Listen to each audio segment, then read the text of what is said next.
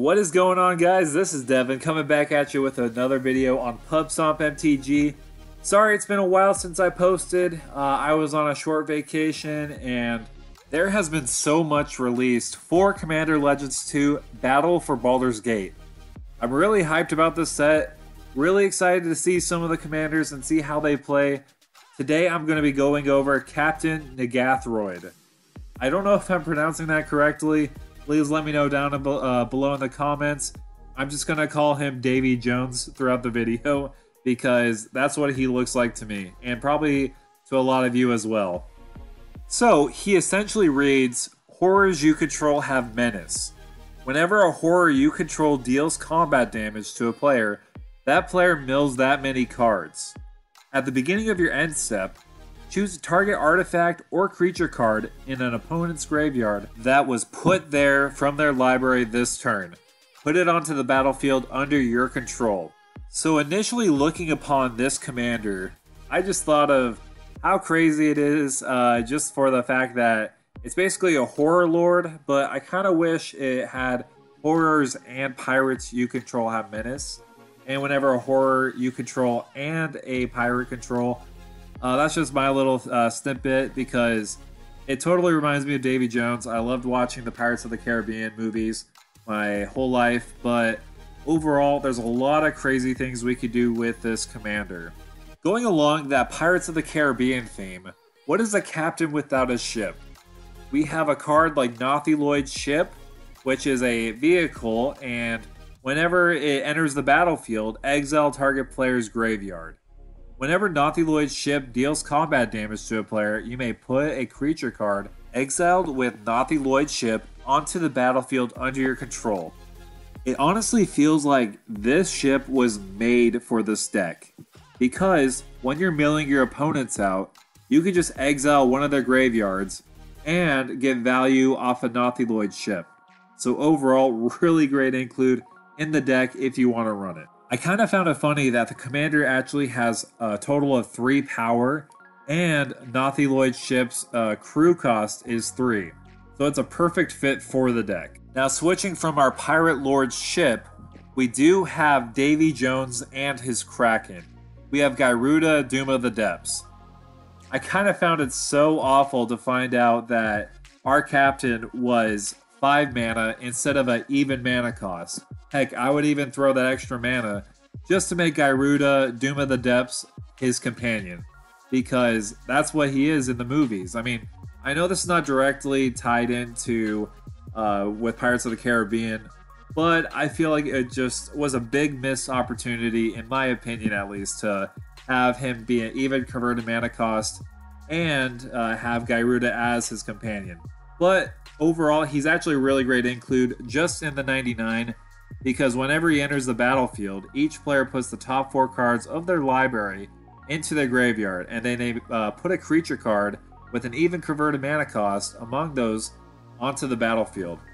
Because you're going to be milling people with Gyruda, it actually works really well with the deck because overall he's a really great include in the 99 because you're milling a total of 16 cards, and 12 of those cards could get under your control on top of Gyruda's ability of getting another permanent if it's even converted mana costs. So I find it a really great include in this deck, and also very thematic as well, if you're going more the Pirates of the Caribbean route. So we got our ship covered, and we got the Kraken covered. We need to get a crew. So we do have some other options, and because our commander really wants to focus on horrors, sadly, unfortunately, not on pirates, we do have cards like... And also let me know if I'm pronouncing this wrong. I'm really terrible at pronouncing names, as you see in my videos previously.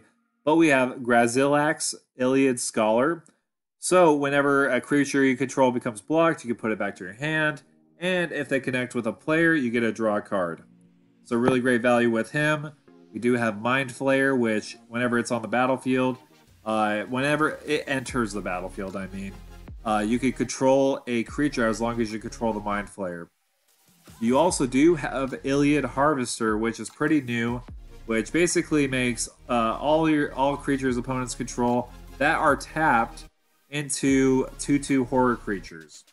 And you have a way of doing that by doing its adventure cost as well, by tapping X creatures, and they can't untap during their controller's next untap steps. So overall, really great. Mainly, I wanted to include these ones specifically because they are from D&D specific, so I thought it was pretty thematic there.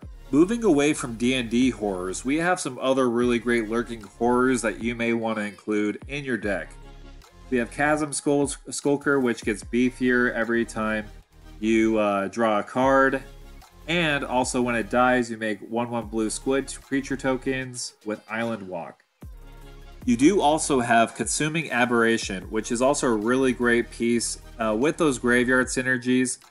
Also, we do have Sludge Monster and Toxrill that deal with those slime counters, which really works well in unison with each other. Next, we also do have Phyrexian Metamorph. I feel like it's just a great include, especially if you're trying to do Gyruda shenanigans, or if you want to copy another horror on the battlefield.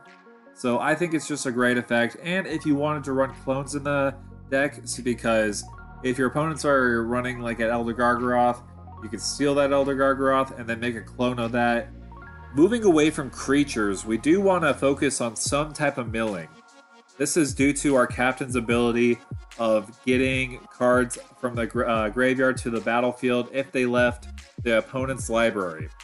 So we have cards like Drown in Dreams and Maddening Cacophony, which really will mill a lot of people out, and also on top of that, you could just get cards from their captain's ability as well. I think Drown in the Loch is a really great included in here as well, because everyone's going to be milling a lot. No matter what, Drown in the Loch is going to be really great for a counter spell or a destroy creature spell as well. But because we are milling so much, we do want to have some Reanimator strategy as well. So we have cards like Reanimate, which will get a creature out of the graveyard, any opponent's graveyard, or in your own too. You have Mnemonic Betrayal, which is a really great include in here because not only do you exile all cards from all opponents' graveyards, you can cast those cards this turn as if you could spend any color mana to use those cards. So overall, really great one too. Also, you do have Rise of the Dark Realms. I feel like it's a little bit of an overrated card in a lot of situations, but with this deck, I feel like it really will put in work, especially when opponents have a lot of cards in their graveyard. But overall, I think he's a really great commander. I know he's going to be a pre-con commander, so some of these cards may be in that pre-con. So I wouldn't recommend buying all the cards for the deck if you find out that, oh, they're actually in the pre-con.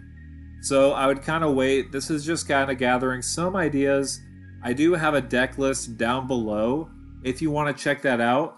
Obviously, they're coming out with more and more horrors with this new set. So I would take it with a grain of salt, getting some ideas, kind of get that brain juices flowing, and seeing which cards you may want to put in your deck if you do plan on making this Captain Nithagroid. I really am terrible at pronouncing that name. So hopefully I can pronounce that better soon. But I think this is a really great commander. It's personally not my favorite because I'm not a big fan of like stealing other people's stuff, because I know I don't like my stuff being stolen. I know I have a friend that loves playing Gilded Drake, and he always is stealing people's commanders, and everyone just gets salty. But to each their own. If you really like this style, go for it. I think it's nothing wrong with it. Just have fun and make sure you guys are checking out my latest videos, and I will be posting more videos. I am going to be making a bigger video about the companions in general. I know I mentioned Gyruda in the beginning, but I do feel like the companions don't get enough love in Commander as being companions. So I am making a video about companions pretty soon, so come check that out. I'm going to be posting it sometime this week or next week. So again, thank you guys for stomping by.